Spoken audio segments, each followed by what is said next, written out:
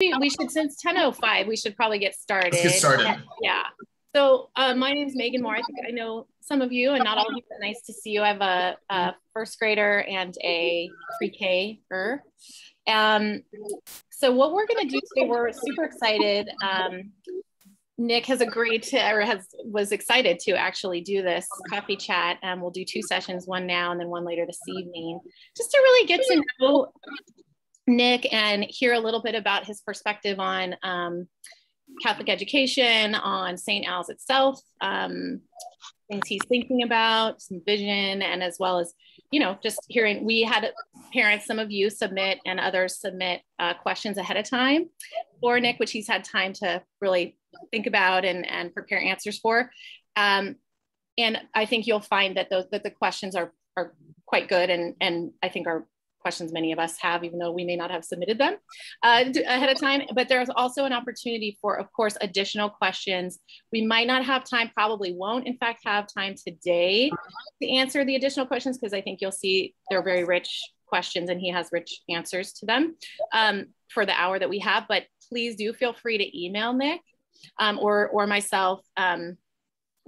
There's no chat, so, but you can find Nick's email and then he can get back to you as well if there's something more specific that you had, or something specific to your child that you wanted to know. This is really more of just an overview, kind of general kind of visioning and thinking about Nick's perspective. So Nick, take us away.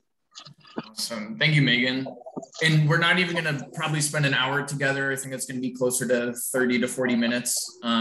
So we'll just try and keep it short and sweet. But if you do have additional questions, like, I'll try and get to those too at the end. But I wanted to start, I'm going to share my screen. So hopefully this works okay. I'm going to try this.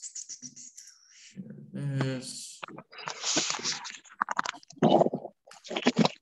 Can you see that okay? Okay. So at the very start of the year, I guess this was in August, in our in-service when I knew nobody and was... Nick, one second. Can everybody mute their microphone? Christine, are you on? Can you mute? Oh, sorry. Yeah, that's okay. Okay, go ahead, Nick. Okay. Just at our faculty in-service where I didn't know anyone and just kind of the new guy coming in, like, what does he believe in? What are his values? I wanted to share like I call them bone deep beliefs. And I thought it would just be helpful to go through those with you, just to give you some perspective on how I approach education, what I'm passionate about, and what I'm thinking about. So I'm just gonna share the same slides. These are just 5 quick things and then we'll get to questions. So the very first thing, and this kind of answers one of the questions that was submitted, but the reason why I'm an educator and the reason why I really wanted to be at St. Al's was because there's a vision to have education that is Christ-centered or Christocentric. And this is really, if we're not doing this, we're not doing our job as Catholic school educators. And I think it's really important, just from my perspective, that being a Catholic school, it's not just an add-on, it's not the cherry on top, but it's really the core of our identity. Someone asked about, what do you mean when you say an incarnational education? Or what do you mean when you say a sacramental education? And well, Christ himself was incarnate. He wasn't just an idea. It's not just like the idea of love or the idea of mercy or the idea of forgiveness. He was an actual person who walked on this earth. And we get to encounter him in a real way, in kind of this, what as Catholics we'd call a sacramental way. Like there's a physical reality attached to it. And the same thing with education. When our kids are coming to school, we're not just filling them with ideas, right? We're filling them with experiences that are concrete. They can feel them and they'll remember them. So for me, it's like, how do we make sure that all of those experiences point back to the logos or truth itself? Because all of our like math and science and art and music all point back to the original truth, which is Christ. And so for us at St. Al's, the work that we need to do needs to point our students back to that love. So everything is kind of in this harmony, as it were. It's kind of like as I'm talking about this, it still sounds ethereal. And then it's like, okay, what do we do practically to do that? And I think that will kind of get more into what do our academic programs look like? What does the life of the school look like? But from a high level point, this is our center, this is our core. And this is going to take years to try and roll out and to feel, but this is the primary thing I think about on a day-to-day basis. The next thing, I'm a Lord of the Rings fan, but I told all of the teachers and staff, like, hey, this has to be a fellowship. But I wanted to do this coffee chat because I want this to be a fellowship with parents as well. I see you as just a vital part of this mission here at St. Al's. So I'm not like the one-man show with the ring who's going up to Mount Doom to destroy it all by myself. I need everyone's collaboration, a whole cast of characters, wizards and orcs, maybe not orcs, Gollum, kings and hobbits and elves and all. So I need everybody. And I really see families as partners in this. I love this analogy you're making to the Lord of the Rings. That's great. I know it's super nerdy, but it needs to be collaborative. And we'll talk a little bit more later about just ways parents can get involved. Because I really don't want to do this alone. I think it would be destined to fail. So big part of the reason why I chose St. Al's is because I could tell people were ready to get their hands dirty, which is just super helpful for me, and I've already experienced it many times over. The other part, bone deep belief, is cura personalis. And this is Latin for just caring for the whole person. I've said this at curriculum night, but we don't just fill up the mind. We also engage the body and the spirit. We're both body and soul, and we're creating great citizens here at St. Al's, not just for earthly activities, but we're again putting them on the trajectory for heaven. And that's a really, really noble purpose. And again, this was a picture from my 5th grade class that I taught in Ocean Springs, Mississippi, another St. Al's, but we had a school garden, and our class was kind of responsible for maintaining it. And, just to engage all of the senses and to make connections back to, why the earth is imbued with purpose and with beauty. And, we could integrate math and science lessons into that too, but all kind of richly connected back to, we care about our holistic sense of the child. So that's important to me. The other thing that I would say, and I get this from kind of a spiritual hero of mine, Bishop Robert Barron, but he always talks about the need for schools and for educators, for teachers to lead with beauty. And our own St. Alphonsus, he drops some wisdom, and he says, you can catch more flies with honey than with vinegar. So I think it's super wise. I mean, we can't sugarcoat things. We can't sugarcoat the faith and dumb things down. But what we can do at St. Al's and in our classrooms is provide, a beautiful experience in all of the disciplines. So we're kind of pulling people in by saying like, hey, look how wonderful this is. Look at this art project that we're doing, or look at this robotics lab that we're in the midst of. So we pull them in with the beautiful. Then they see, okay, this is good. I want to participate with this on my own, whether it's in high school and college, beyond. Like, we're planting seeds, right? And then that leads to the truth. Like, now I understand, now I recognize the purpose of this, and I can go out and share this with others, and it can change my life. That's altered towards this greater reality that I've experienced. It's not just STEM, it's not just music or whatever, but they see the greater context. So leading with beauty is important here. And then finally, I'm Jesuit educated at Gonzaga, and the Jesuits talk a lot about the magis, which is the more or the greater, and really you know, I'm going to have to figure out ways to do this with our students, but it's hard right now because we can't necessarily all gather together except for outside. But, you know, how can we challenge our students to do what's more or greater for Christ and build the formation of virtues? So big reason I was attracted to St. Al's was the family system, right? Which provides opportunities for mentorship. It provides opportunities for relationships across grade levels. You know, how can we be present and be more for, you know, for 8th grader to a kindergartner, for instance, and then also to call out instances where students have gone above and beyond, and really celebrate those moments and that are in line with our mission.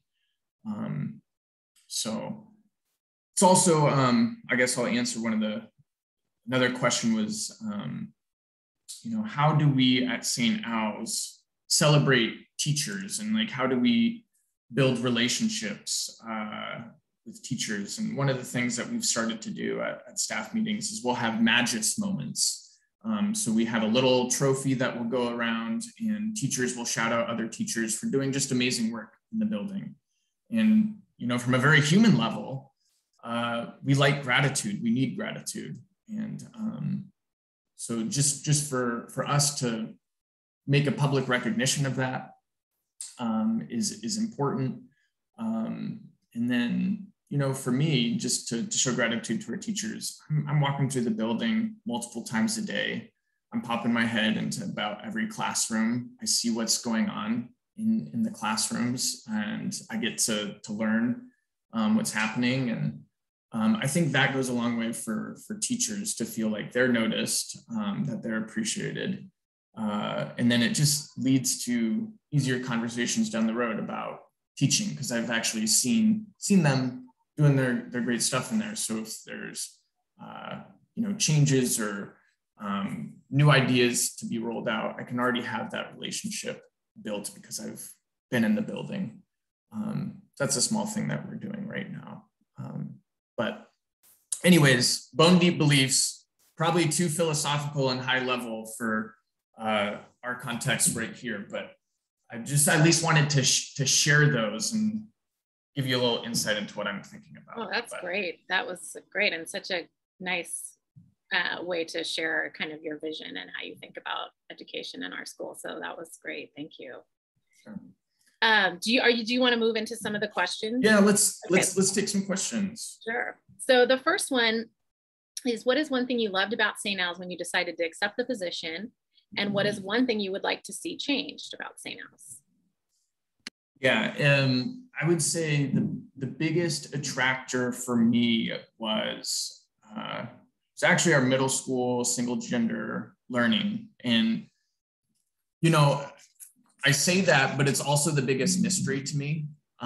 It's the scariest thing to me, because I'm trying to figure out how do we tackle this and how do we make this worthwhile.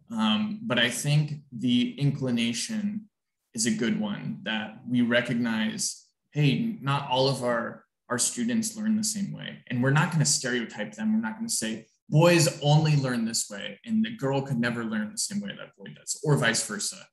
That's not what I want to get into. But I think for us to take a closer look at, okay, what are some the way that boys' brains works and girls' brains work, that we can actually tailor instruction to their strengths. So just that St. Al's had at least a place for that was very attractive.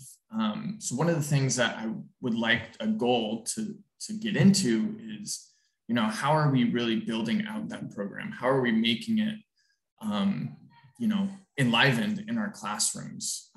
I see it, you know, I just went into the 5th, 6th grade girls classroom 10 minutes before we hopped on here, and they're all in there making paper cranes together because it's going along with the novel that they're reading. And just the way that they're interacting with each other is very different than they'd be interacting if there were boys in the room. Not for better or for worse, but it's distinct. It's distinctive, and great things can be drawn out of it, just in terms of relationship building and working towards a common purpose and whatnot. that I think is just unique and special. I'm not saying it's significantly better than every other alternative, but I think it's something that we need to look at more deeply. I mentioned families, and that has been intriguing to me as well. It's been really difficult. I don't know how we're going to do it during COVID. We're going to have to get creative how we're going to do families. But one of the things I'm even talking about with student council is to make families a little bit more robust and maybe even kind of morph it into a house system, which has been starting to get popular, definitely with high schools, but also in K-8 levels too. So a house system, for instance, it probably put some families together. So there's maybe 4 to 6 groups, but it builds engagement, which typically girls are attracted to, like how do they feel connected to something, but it also provides opportunities for competition, which girls and boys are attracted to as well. Also roots us in identity with, who is our house? What is our patron saint? What is our motto? And build some sort of camaraderie there. So we're looking at that as just an option to, build some more engagement within the student body, particularly those older grades, so that they feel like they have a role to play in the life of the school, some more leadership opportunities.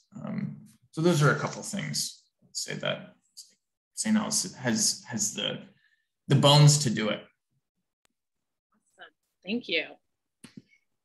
And you spoke to this already about ways that you're developing relationships with the teachers to ensure that strong bond between administration and teachers to keep everyone engaged and valued. And I don't know if you want to speak a little more to that or we can move on to the next question too.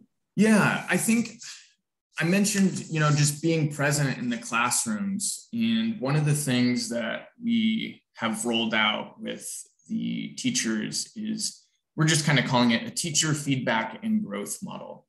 And what this is just an opportunity for me to formally observe teachers. So I'll pop in informally all the time, but for me to sit down and do a formal observation of the teacher in the fall and in the spring is something that this school hasn't been doing in the last several years. And I know COVID added a lot of challenges, but really essential to the school is good teaching, good pedagogy, in coaching. And I'm not saying that I'm a master teacher, I'm novice, but I think my role is I want to facilitate that growth and learn alongside teachers. So this model that we're implementing, teachers had to write out 3 goals at the start of the year. They signed up for an observation time. I'm going to be in the classroom and basically typing exactly what I see is going on.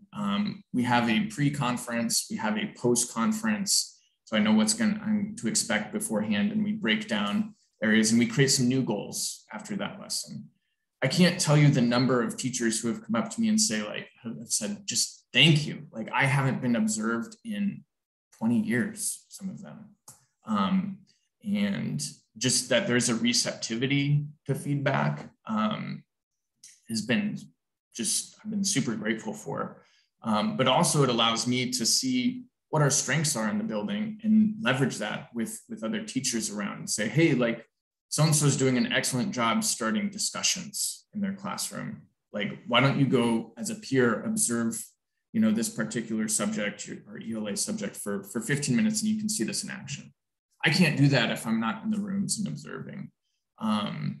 So that's been positive. I would say too, I need a recess every day. I'm out at recess every day with the kids for the most part. And I think that is just a way for me to connect with teachers too during that time, which I think builds kind of a trust and camaraderie. And I'm not locking myself in my office, which would be misery too. So yeah, it's been good so far. Great. And you've actually answered some of the other questions we had on here, but one new question is around do you have tips for parents on how to best interact and engage with their child's teacher to ensure they're getting the most out of the education, and that we're supporting the teachers and you and your vision, given COVID and what we're all dealing with? Yeah, that's a tough one. I wish I had a better answer for this. I would say, first of all, like from a volunteering standpoint, for instance, Olivia just went in and volunteered in the kindergarten classroom the other day, which was awesome. But I think all of these teachers would be very receptive and appreciative of an email. Like, hey, what are some ways that I can get involved? It might be doing some sort of prep at home, and you could send it in with your kid back to school. I've seen some of that going on. But even just like, ways to support your child in the learning. I think obviously fall conferences are coming up. I'd encourage families to sign up for those. But these teachers have just expressed such a willingness to communicate with parents from what I've seen, and to provide additional strategies and tips to use at home. So I would just see the teacher as a resource rather than like, I don't know, someone I can't necessarily interact with and whatnot. Like they want to see families as partners too in this process. So in terms of like immediate in the building things, I'm going to have to scratch my head and say, I don't know, but I would say don't hesitate to reach out to teachers if you ever have concerns or questions or anything. That'd be the first place to start. That's great suggestion. And you spoke to this a little bit. I don't know if you want to elaborate a little on the academic program or programs that you feel really proud of at St. Al's, and one that you kind of spoke to this a bit already with the middle school education, but anything else you want to add about the academic programs and things you're thinking about adding, or things you really value that you feel like are some of our strengths? Yeah, I mean, for a small school, I think we do have a lot of great offerings. Like to say that we have Spanish, and granted, it's not every day of the week. I know that's not like ideal, but a lot of schools just don't even have another language. So for us to be able to offer Spanish is cool. For us to be able to have a STEM elective co-taught by 2 math teachers is cool. For us to have our drama elective, really cool. For like arts and music, I think we have a lot of those neat offerings. I think my project right now is like, okay, how do we drill deeper into it, and how do we make sure that we're doing like a vertical alignment? So meaning from 3rd grade to 4th grade to 5th grade and so on, our knowledge is building on top of each other, and it's kind of this consistent, coherent sequence and experience. For I'm thinking more right now like math and social studies and language arts and science. So we're not having gaps and things like that. I'm not saying that we do, but I just want to make sure that we're really clearly defining what our curriculum is. And I don't know if our school has done that in some time. I think teachers would say, teachers are doing an amazing job, but they might say, yeah, I'm pulling resources from a number of different places. We don't necessarily have a defined curriculum in certain subject areas, or it's been kind of piecemealed over, the last decade with a lot of turnover in principals. I'm not saying our academic program is necessarily suffering because of that. It's not. I think we're doing an amazing job, as evidenced by all the great students I've taught at Blanchette who've come through here in recent years. Like, absolutely phenomenal. I would just say, I think we can do even better. Like we can just have, I like to think of it as, so like coherence, our sequence needs to be paired with integration. So what we're learning in religion should also be supplemented in, social studies, for instance. What we're learning in math should be supplemented in science. We need to have coherence, so good sequence. We need to have good integration, so horizontally aligned across the disciplines. That is going to create momentum. That's going to create connections that students are going to be able to make. So when they're going from grade level to grade level, they're not missing things. They're remembering things. It's building on itself.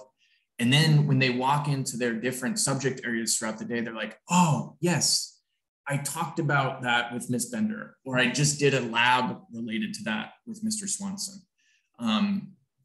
So I think the integrated piece is a big thing I would like to work on. We really need to look at a new social studies curriculum. That's kind of forefront in my mind. And I believe some of our math program is going to be, discontinued. Just that's the way that publishers sometimes work. So there's a lot of curriculum work that we're doing right now, looking at various samples and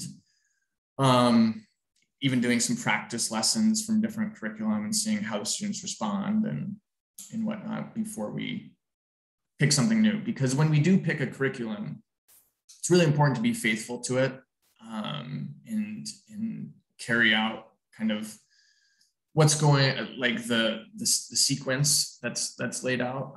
It's just easier from a student's perspective not to be hopping around from resource to resource. So we just want to make sure we pick the right thing. And I think we're being patient enough, having the year to do that. One of the new things that I know I'm kind of rambling here, but one of the new things that we just are going to adopt for K through 4 and hopefully for middle school is a program called Words Their Way, which I'm excited about. The teachers are excited about, and it's really manipulating words with roots, Greek roots, Latin roots, and being able to see the derivations and where they come from. And Miss Duncan came down the other day, and she's been using the program since the start of the year. And she's like, hey, look at these spelling tests. All of my students just knocked this out of the park. And I don't usually see that at the beginning of the year. And she attributes that to this kind of new program that she's been working on. And even, students who've been struggling with spelling did an amazing job. So I think that's something that we're excited about there.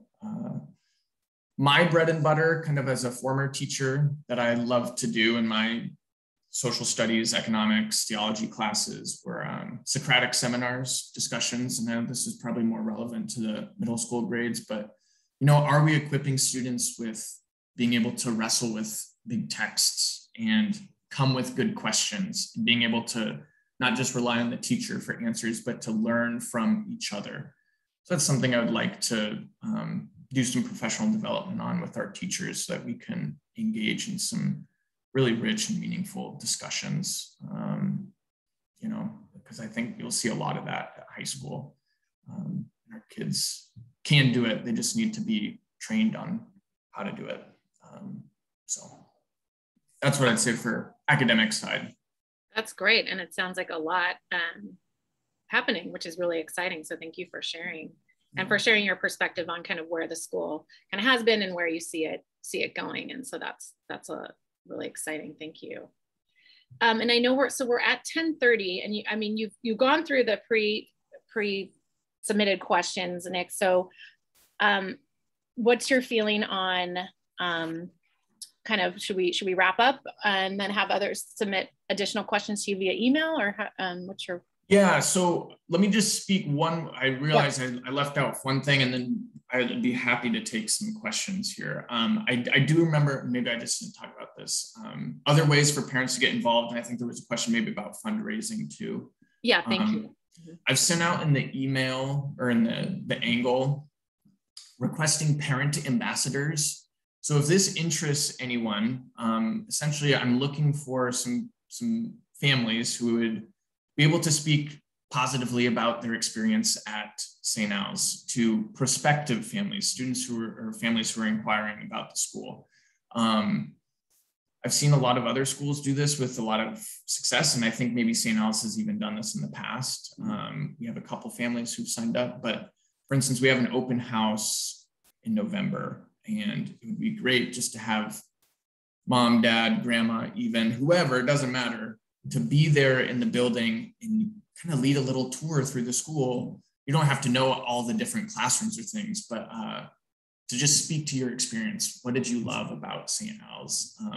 That kind of peer-to-peer marketing. It's not necessarily fundraising, but in a sense, it's revenue generating because we're getting more quality families into the building. And it goes like, I could talk till I'm blue in the face and talk about all of these, but if parents are able to share that, I think that just is much more helpful to an inquiring parent. Absolutely. You know, I'd also probably feature these parent ambassadors on a page on our website, giving a little family description, what you love about St. Al's, and a way to reach out and contact what grades your kids are in. I think that would be another avenue for involvement if you're interested. Another kind of area where I think we could get stronger with outreach and fundraising development is with our alumni. And it's really hard when we don't have an alumni or development person. It's hard to do any of this stuff, but if there's a willing parent who's really connected or want to do some of these things, but like alumni outreach, whether it's a golf classic or whatever, to draw people back into the school, or to contribute to the endowment, which is going to kind of be for the life longevity of the school and tuition assistance and whatnot. I think that is a bucket that maybe is a little bit untapped right now. So those are just a couple things. Thank you for those suggestions. Yes. And I know Chris is excited to hear the suggestions for volunteering too, from the Parents Board. So do others, thanks Nick for being open to questions or comments now. Do those on the call want to ask a question or follow up on something Nick shared?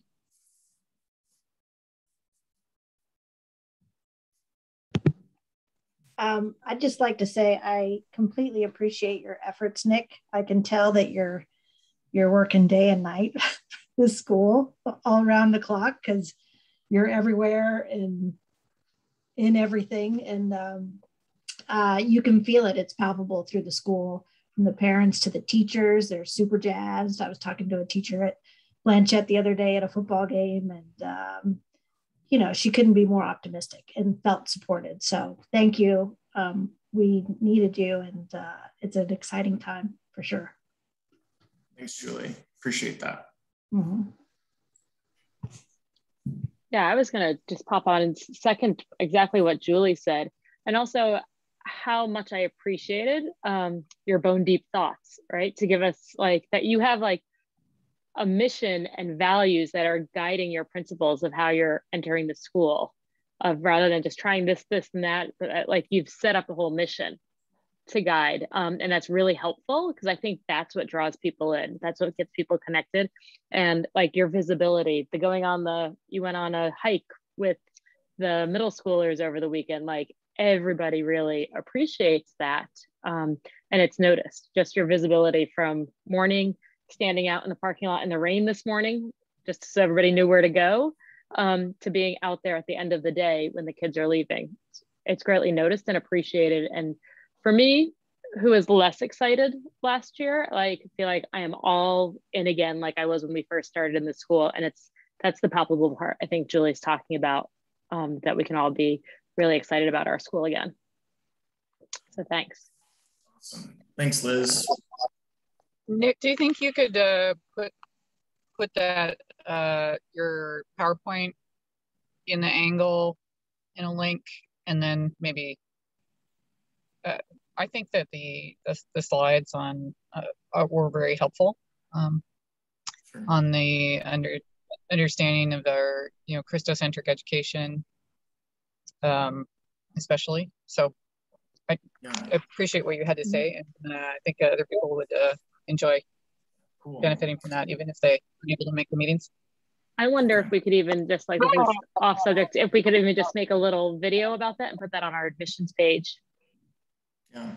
Like, I think that would be something for admissions, for people looking at the school to have that and to hear from you with that mission. That would be wonderful.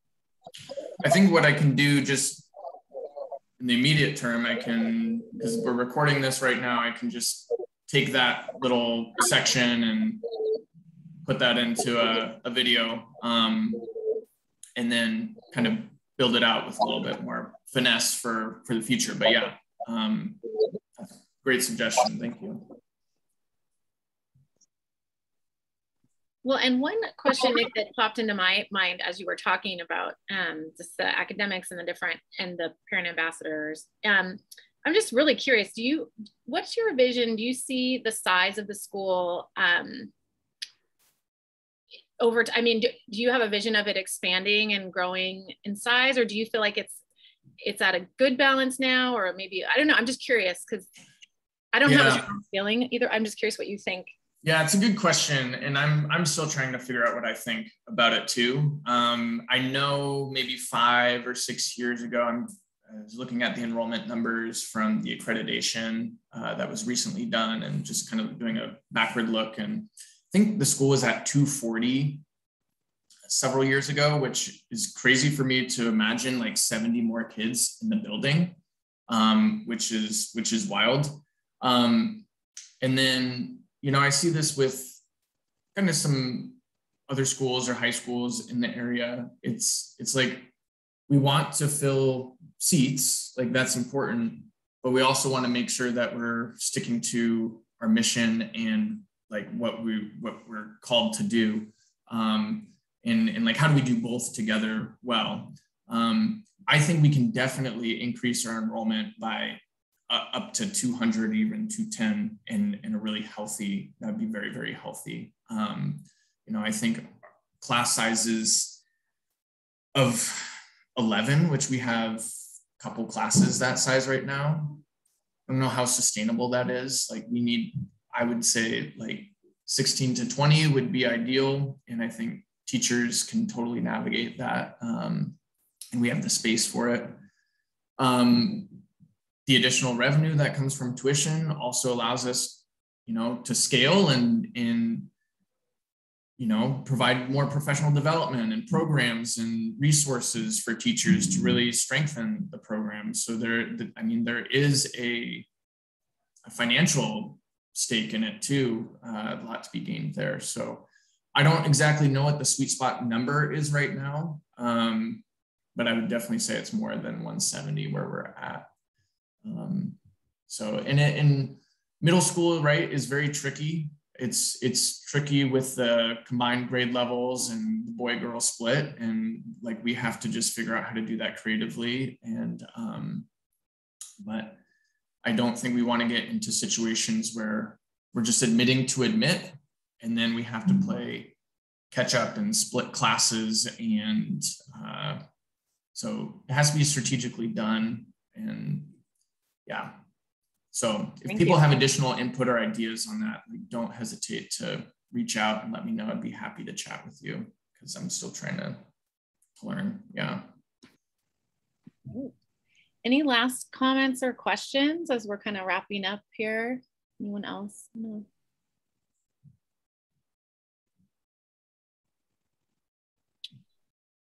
I just want to say thanks, Nick, for all your help and everything you've been doing so far. It's been a great pleasure for all of us on the board, Megan and Amy and the ladies who aren't able to be here on this call this morning.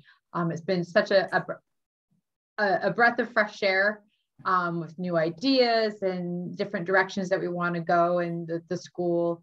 And everything. It's just been really wonderful. And thank you for all the hard work you're doing. I know I'm sure Morgan would love to have you home more often. Yeah. We knew it was going to be. We're going to have to do a girls' night with Megan or Morgan one night. It's like, okay, here we go. We've been taking Nick from you. So now you're ours. Yeah. Well, thank you for mentioning Morgan. And I should definitely give her a shout out because she has been like my fellowship, right? So she's been absolutely amazing and super supportive. And she went on the hike too the other day. Oh, good. She's bought in to St. Al's too. And that just makes me feel really, really blessed, content that she wants to make an effort to get to know people here and that too. So. Well, we'll have to do something with Morgan and pull her in. So yeah. It's just definitely. Not you. We get to bring her too. So yeah, for sure. It'll be good. But thank you. Yeah. Well, thank you, everybody. And thank you, Megan, for organizing this. Yeah. Great. So we'll do it again at 6 p.m. Do it again at 6 if anybody wants a redo. We'll be there. Thanks so much, Nick. Appreciate it. Are we bringing cocktails to that one? Yeah, you should. Your house, Chris. Thank you. Bye, guys. Have a great day, everybody. Thank you. Thank you. Bye. Bye. Bye.